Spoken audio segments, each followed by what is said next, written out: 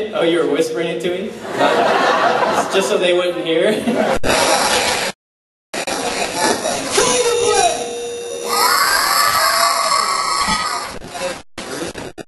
Okay, I thought this was kind of a stupid question, but no one else was asking it, and I was expecting it, so I'm just gonna ask, like, what's your type? A positive.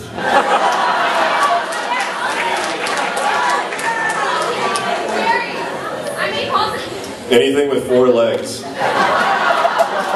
That's not true. There was that one 3-legged dog. Yeah, he was a freak. If she's got a pulse and she can't run that quick. Sizzle and over 18, I've changed my rules. I stopped fooling around with married 15-year-olds. I said, no more. Not anymore. I'm tired of Tennessee.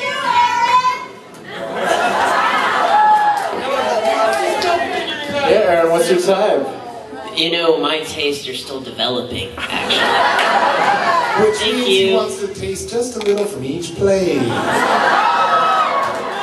Actually, he's not old enough to explore that yet. His mom still keeps him locked in a tower. Come on, when you look that good, are you going to narrow down your field, please? Jeez, that's like asking Hanson stop flirting with the girls in the 3rd row. Actually, I have a challenge to myself to kiss a girl from every continent. So if any of you are from Antarctica, that's the only one I'm missing right now. Oh, yeah.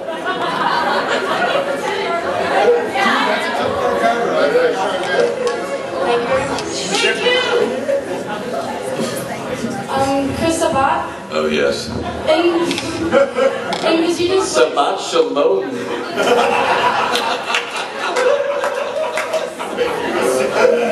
It is the day of the Sabat, by the way. Oh, in Vegeta's voice, can you say I love Bakasaru? I love who? Bakasaru. Bakasaru. Stupid monkey. Big stupid monkey, yeah. I love Bakasaru, aka Stupid Monkey.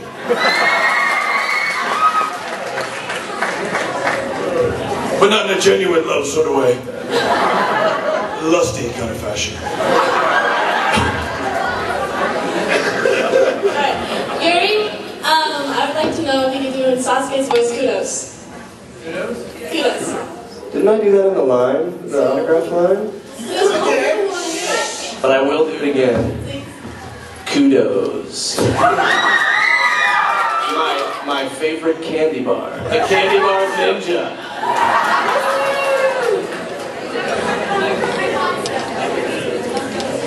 Another tag team title.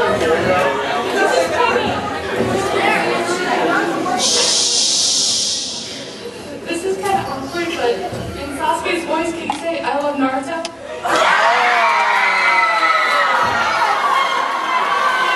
I don't think contractually you're allowed to say that, can you?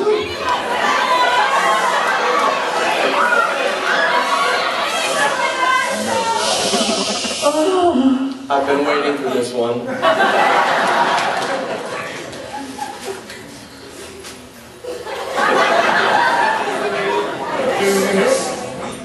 I love you, Naruto. Yes. Yes, in that way.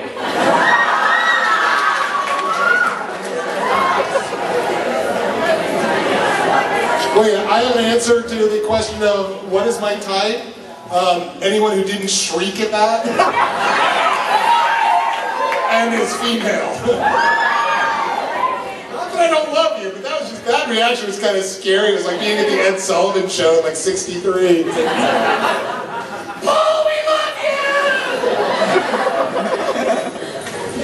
Okay, this is for Jerry. Could you, in Kyo's voice, could you say damn rat? Yes. Damn rat! Thanks. Okay. Whenever you come to like cons or functions like this, does it ever really get old when people ask you to say stuff in your character's voices? Yes, it does. Every now and then someone will say, "Can you say damn rat?" You just want to go, no. do it anyway because, you know, you want to make them happy. That's all you care about. From a personal standpoint, on my behalf, I don't mind. What I do mind is more like being called by my character's name, you know, because like I'm not a 30-foot giant robot. So it's like you're not? No, I'm actually not. No, I don't mind anybody. So like, I can only speak for myself. I don't mind doing it because again, I mean, I've been a fan, and when I met Mel Blanc, I absolutely had to hear him do something, anything. It's like, do the Roadrunner. Meep, meep.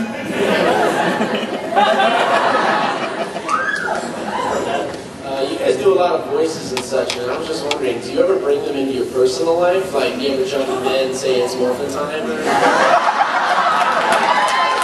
All the time. Yeah, I can see.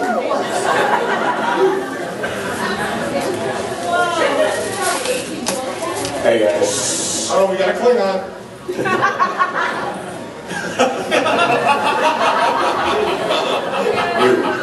First, I want to go on the record by being the first person to say over the mic, bow, chicka, bow, bow.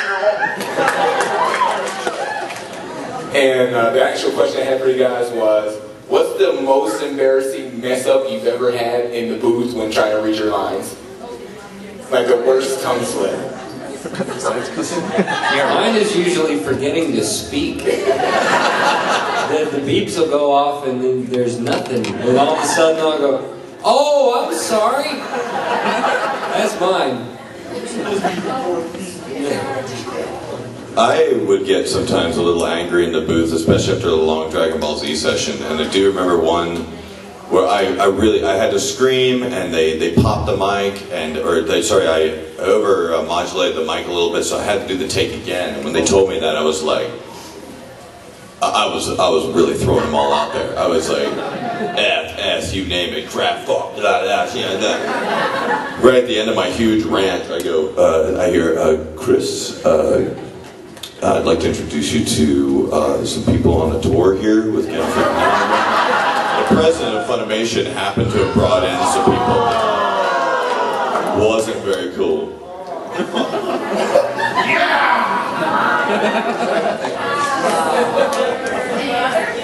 Yeah, I got one. Once... Oh my god, he talked on his own. Yeah, that's crazy. Yes, mark that down in your calendar. You're gonna discourage him. Well, my voice cracked when I was making Conqueror of Shambhala, and it was when I was saying no was what it was. So then Mike, he takes it and he makes it his error message. So that every time the computer has an error, it's like, I didn't know that was true. Well, something that used to happen over at Power Rangers quite a bit. File that Scott Page had. Oh, he put together a whole thing of just outtakes, and Like it sounds 7 like the minutes. Power Rangers are having an orgy in the film. My weirdest thing is, and the embarrassing is when I'm doing action, sometimes you're doing all these reactions, and and I'll end up hiccuping, and it comes out on the tape, and it's really odd, because there's a couple that made it through, where you hear me go, ah! Ah! And it's just, well, they did really manage to send you away, so it's,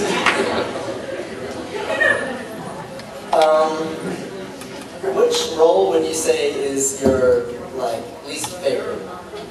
The ones I don't get. Your most regrettable. We play Your most regrettable role you've ever had. Garlic rolls. Sorry. I would say that one right here on the stomach. That is my least favorite. I want to kind of get out of the way just to make sure if it's right or wrong. I'm sorry, I definitely can't hear you. One more. Into the mic. Okay, the first question is that I just want to make sure, like, you voiced Vegeta, right? I'm just wondering, I know you're tired of saying, people asking to say this and say that, but I just want to make sure, were you the one that screamed out the infamous "It's over 9,000"? I'm actually happy to say that no, I was not. From Big Canadian, if you see him, please ask him.